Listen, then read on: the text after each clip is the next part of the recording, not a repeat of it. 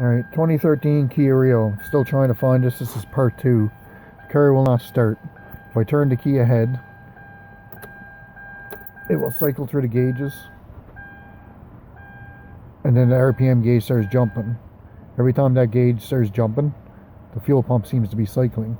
So I try and start it.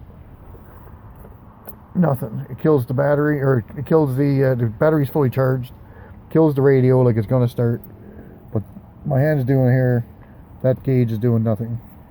So, alright. So if I turn the key off, and if I just turn it ahead, if I try and start this car, before the gauges cycle, it will start and run for a second.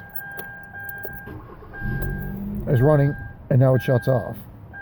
And then it's back to the same thing where it's nothing. I'm getting pretty frustrated. Does anybody have any idea what this could be?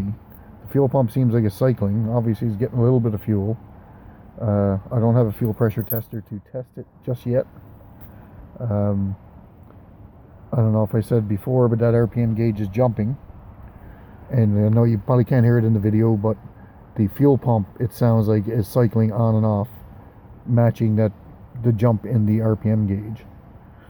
The car is not running, by the way. I know it's quiet, you can't hear it. I don't know what is going on here.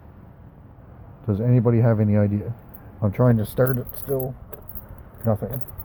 So if I turn the key just off, just even back one click, just the accessory, so you can still listen to the radio if you liked. If I turn